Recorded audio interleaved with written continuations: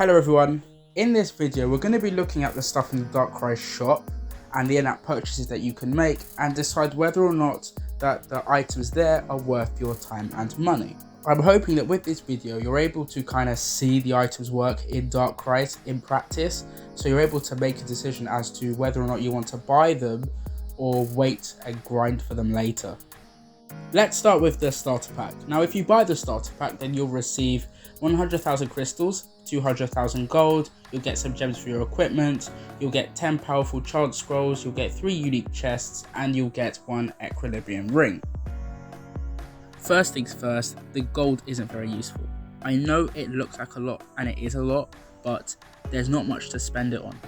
Firstly, if you were a person that bought it while you were in Crispy Shore, like you're a brand new player, you wouldn't even be able to buy anything in shops or craft anything until you reached Hilltown, because that's where the NPCs are. So you would have to wait 7 areas before you could even get to a place to spend that gold. I know there's an NPC that does upgrading in the second area, but I mean, you're going to be progressing through the game really quickly, and so you'll be changing equipment a lot in the first few areas. So upgrading equipment isn't really useful if you're going to change it for something better anyway.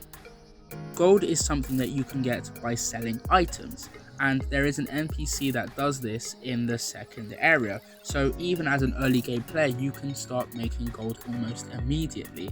Here I've got some items that I got from Night Forest, and obviously they're low level because Night Forest is an early game area, but as you can see I was able to sell these items for 4,000 gold, and obviously this means that I could have done a few upgrades.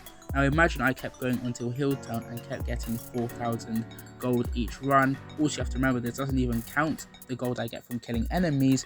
I mean, I probably could have got 10k gold, which is enough for a few upgrades. And by the time you reach mid to end game, I mean, you'll be getting a lot of legendary items, and if you sell those, they can make you millions. So it gets to a point where selling items like that and killing enemies means that you have so much gold that you don't even know what to do with it. Now crystals is different.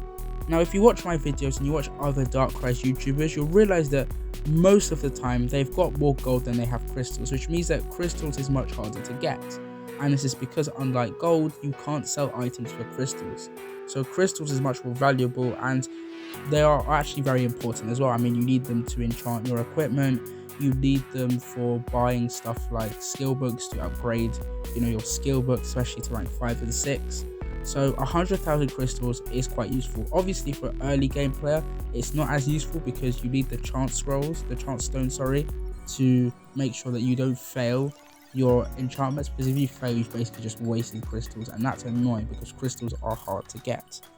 The starter pack also gives you 3 strength, 3 dexterity, 3 stamina, and 3 intelligence gems, and they're all epic, so that's great because they give you a boost to all your stats. They're also nice because later when you want to upgrade gems to, mythical, legendary, you can use these to, melt and craft them into higher rarity.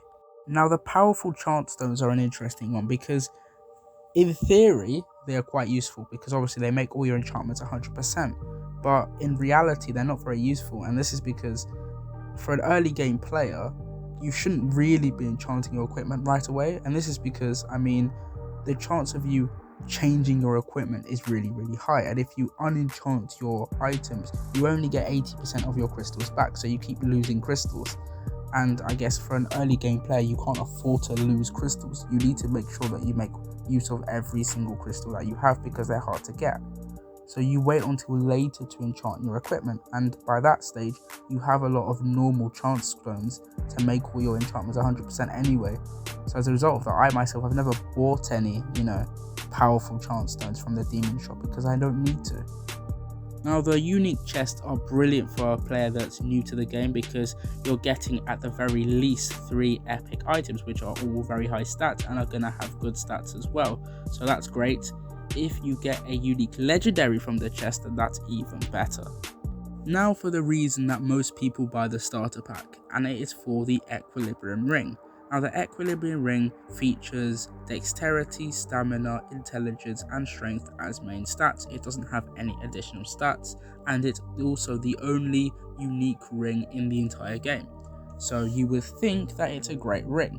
And if you're someone that's new starting the game, it is definitely great because obviously the chances are you're not going to be able to craft a ring, so having a ring like this is obviously great. However, what if I told you that this ring over here, this ring that only has 2 yellow stats, is better than Equilibrium? Let me show you. The problem with Equilibrium is that it doesn't give you any stats directly, but gives you them through general ones instead. For example, if I want to know how much defense I get, I have to look at stamina because defense comes under stamina. Stamina gives 1.5 defense per point. So in this case, I times 598 by 1.5, which equals 897 defense. But the normal ring gives me 1791 defense, so the normal ring is better.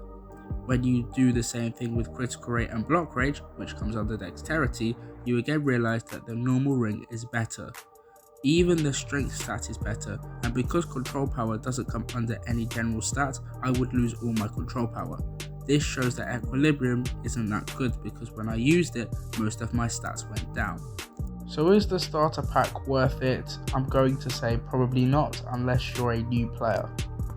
Next, we're going to be looking at the option to buy crystals, buy it on its own, and you can get 10,000 crystals, 50,000 crystals, 100,000 crystals, and 200,000 crystals. And like I said before, crystals are kind of hard to get, so if you do buy these, I can understand why. I mean, you can grind for crystals. Obviously, I would recommend Ancient Fortress, Slime Fields, some of the newer maps, but if you do buy these, I would understand because crystals are kind of hard to get and they are important for upgrading your skills and enchanting your equipment.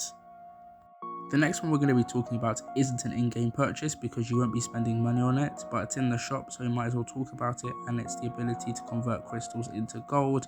I'm not going to explain it. Don't do it. Don't do it. Don't even think about doing it. Don't you dare do it. You'll be wasting your crystals if you do. The next one is probably the most common in-app purchase that you'll ever see, and it is the one that allows you to remove ads. I mean, if you want to remove ads, you can. One thing that's great about this is that even if you do remove ads, you can still use the crystal totems. It just gives you the crystals automatically. So even though you do remove ads, you can still use the crystal totems. But yeah, if you don't like ads, go for it. The last one we're going to be talking about is remote access, and for me this is probably the best one. If you're looking to support the devs, I would probably get this one because it is really useful.